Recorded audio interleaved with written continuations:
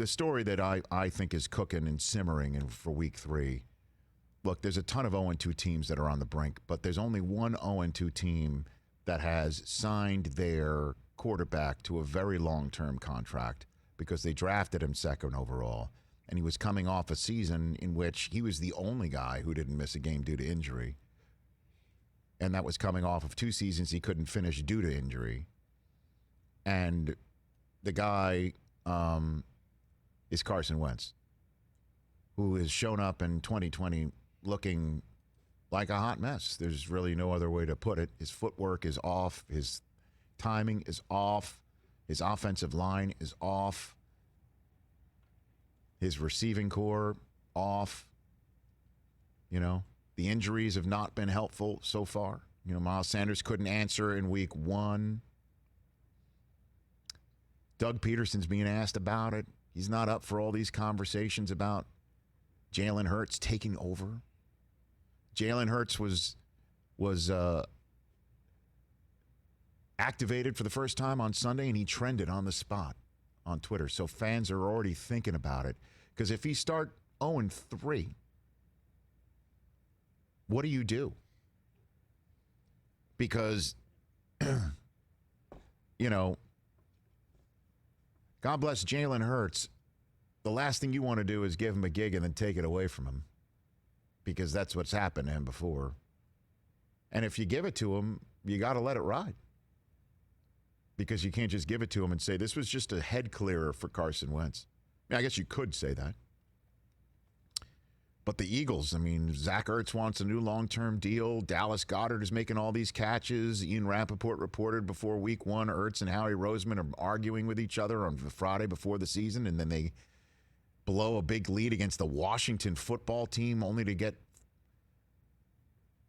smacked around by the Rams. And now here come the Cincinnati Bengals. What if the Bengals win this game? Joey Burrow has more wins in 2020 than Carson Wentz. What if that happens through the 3rd week?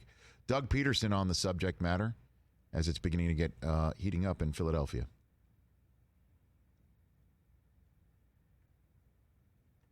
Layups. What could be the reason for some of those easier misses that he's missing? Have you played quarterback in the National Football League? Oh, no. I have not, Doug. Okay. They're not layups. There ain't a throw out here that's a layup. And so, you know, some of it is just timing with young guys. Some of it is just, you know, Carson just being, you know, not accurate at that particular time. It could be that there's a defensive guy that flashed a hand where he's, you know, got to change his arm angle at the split second. There's all kinds of reasons for accuracy, and these are things that we continue to work on and will continue to work on, you know, the entire season. Yikes. Now, Doug Peterson, one of the, you know, excellent attributes that he has is his way with the media, which you have to have that savvy in the Philadelphia media. Absolutely. But to go in the direction of, have you ever played the sport? It just shows you the pressure and tension that is reaching a boiling point in Philadelphia. Because again, he knows,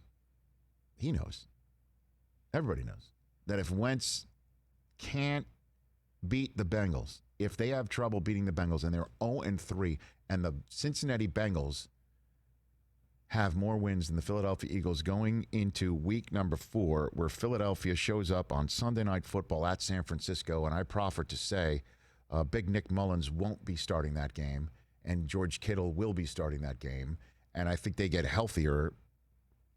That would be a very difficult assignment.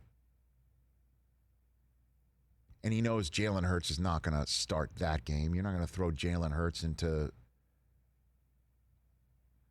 you know, and then you're at Pittsburgh. Is that where you're going to throw Jalen Hurts? And then you're home for Baltimore? I mean, this is a very tough spot. He's just got to get Wentz out there and have Carson Wentz remove whatever is figuratively stuck in a spot. That's the only way out here. And he knows that. And people are asking about why is he blowing so many easy things? And because that's a reflection on his coaching and being the coach of a guy who's now regressing in his care. And there's no way out contractually. There's no way out on the schedule. They just have to win. The number of times that we ask Mariucci on game day morning, or he's been here on the show, where we're like, how can this team improve this? And how can that team get out of that? And his answer sounds like coach speak, but I think this is the actual moment that we're seeing. This is the only answer. Just have to play better. Just have to execute better. Just do what you've done better. Just make your read, set your feet, and throw without a hitch in your giddy-up. Let Wentz cook, or Wentz needs to let himself cook. And you look at the offensive line and say, this is your game. This is it. This is your game. And give it to Miles Sanders. Take the pressure off of Wentz and let him just make some easy throws, the layups. Yeah, get into a rhythm. Because the have you played quarterback stuff is just not going to fly in Philadelphia when you're 0-3 and the guy who you signed to a gajillion-dollar contract and needs to take a beat. And the beat will be absorbed not by your backup MVP quarterback, but by the rookie who has the it factor and has shown he has the it factor.